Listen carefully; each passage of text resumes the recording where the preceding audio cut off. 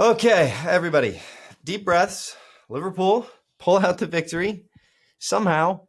2-1 against Chelsea. We're here for the rapid reaction with Aaron Cowell, of course, the best friend of the show, we can say at this point. Aaron, straight away, lad, what do you think about that one? Yeah, it was nerve-wracking. I mean, I don't think we looked like we were going to concede too many goals. No? In honesty, I thought we were actually quite, resolute in defence, Yeah. but just some really poor performances over the pitch. But we got the Really? win, which is the most important thing, isn't it? I mean, shockingly poor. Some of those individual performances were rather shocking. And I think that, I don't want to focus on the negatives here, Aaron. We just beat Chelsea 2-1 to go back atop the Premier League table.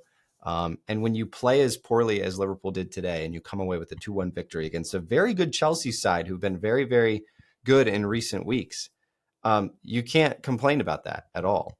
But we talked about this 2 weeks ago, that Liverpool have not played very well, and they continue to win. They continue to get these results,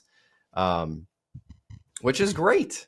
I just want to remind you about my prediction, Sam. Yeah. Aaron, you were correct. Spot on. He said 2-1. Aaron, you were concerned, probably more than anybody that I've talked to. You were concerned about this Chelsea match. Yeah. And now you take a deep breath because Liverpool have won. Again, I don't want to spend too much time on the negatives, but there were a lot of players out there for Liverpool that were poor. Kelleher did what he had to do between the sticks, but his passing was awful. I don't think he completed a single long pass. Trent looked just disinterested. Robertson looked slow. Gravenberch wasn't his Gravenberch self. And, the big one, I think, for everybody was Dominic Szoboszlai, who is good at running around. But my goodness, his final touch in the attacking third is just atrocious. Shockingly bad. Just shocking. He couldn't do anything right in the final third. So that's all I'll say for the negatives, because there's more that could be said. Man of the match, Aaron, I think, was clearly Curtis Jones. Talk about what you saw from Curtis Jones today.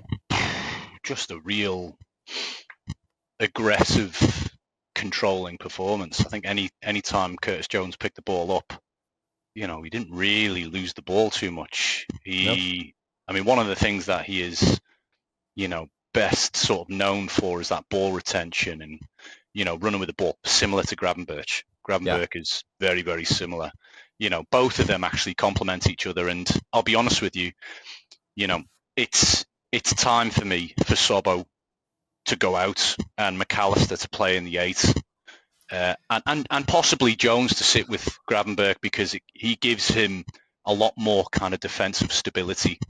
Gravenberch is not as mobile as what Jones is, and actually Jones, those little runs into the box. He was probably our most offensive player today. Jones, he was in the best position maybe 3 or 4 occasions than anyone on the pitch. Yeah, even Jota or Darwin. You look at what Curtis Jones is able to do. Obviously, he was playing in that double pivot with Gravenberch, and yet the positions, he got into 3 positions. 2 of them resulted in goals, but he was in right on the keeper for all 3 of those. He was in those right positions. Obviously, the goal he scored was very, very good, very sublime. To take it on like that and put it in the back of the net. But Curtis Jones, had he not been in that game, Liverpool may not have scored.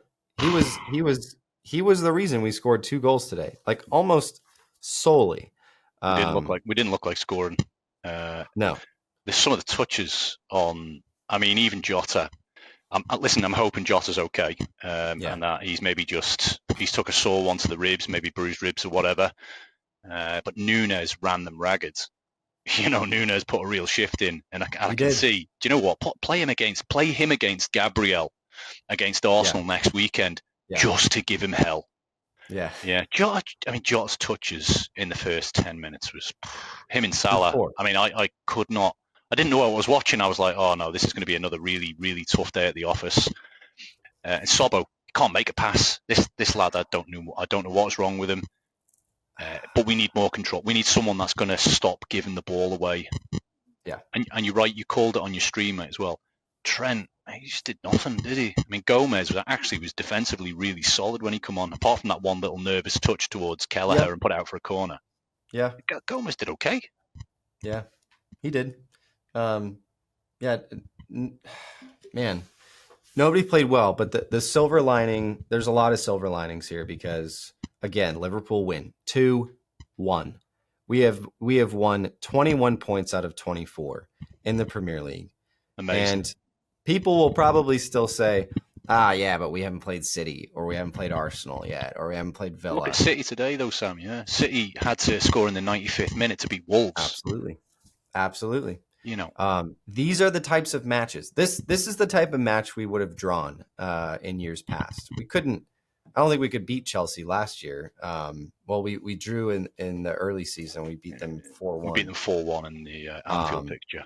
But this is the type of game that championship level squads have to win. And we'll continue to say that. City last year didn't beat Arsenal, didn't beat Liverpool. Don't think they beat Villa. Maybe they beat Villa once out of 2 and they lost the second one. These types of games from, fourth on down in the table, if you're winning these games, you're putting yourself in a position to stay at the top of the table. And that's what Liverpool did today. And I think we've seen now, I think Curtis Jones has just bought himself a ticket to play more time in arneslot's system because he was the best player on the pitch today by far for Liverpool Football Club. And that's encouraging. We've just found another midfielder in our ranks who can now come in and play in that we need him right now because Sobbo needs bench time. He's got to come off. No longer. And do you know what? We are top and we are comfortably top. There's Liverpool and City. I think there's 1 or 2 points between. 4 points clear of Arsenal now in third place. Yep. Oh, now's the time for the change. Let's get better. Yeah. We need to start pushing the pedal to the metal, as they say. Harvey Elliott's coming back soon. Class, mate. Great player. Training. Great player. That could be a big, big appointment for this team at a perfect time where you need reinforcements to come in. We've got this massive slate of games that this is kind of the kickoff for this Chelsea match. And we've won the first of those crazy, slate of games now against Chelsea. Hopefully, Curtis is now integrated into the team. Harvey Elliott's coming back. Perhaps Chiesa as well, who's been in training this week. And so we're starting to see some of these players who've been missing come back into the fold and today make a huge difference in Curtis Jones. And so I'm excited. I am so excited to see Harvey Elliott come back into this team. He looked really good in preseason in kind of the slot system, and he's badly needed at the moment because clearly there's no one else right now that Arne Slot trusts to come in and take Szoboszlai's position for some reason. And I think it is the engine, right? It's Szoboszlai's engine. It's the sprints he's able to make. It's the crucial pressing that's a big part of the slot machine. And yet, if we can get somebody who can do that and just make 1 or 2 good decisions in the final third, I think we see more goals, and I think we see better possession. We don't have room for 2 of them players, Sam. We've got Salah, who gives the ball away constantly. Yeah. All right. But you look at Salah today, and the argument is who are we going to be talking about today, Salah or Cole Palmer? Well, Salah's got a goal and an assist. Cole Palmer walks off there with no digits, no data behind his name after this game. Not even a yellow card to his name. It's true. So Salah walks off there having played poorly, but does what Salah does, mate, yeah? Salah puts the ball in the back of the net and he creates goals. And actually, he's probably one of the best ever to grace the Premiership in terms of creating or scoring. Cole Palmer's at the start of his game, yeah? He's at the start of his journey.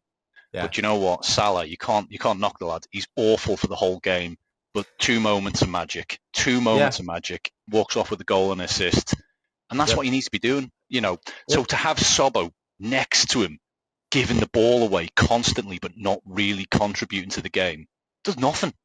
Yeah.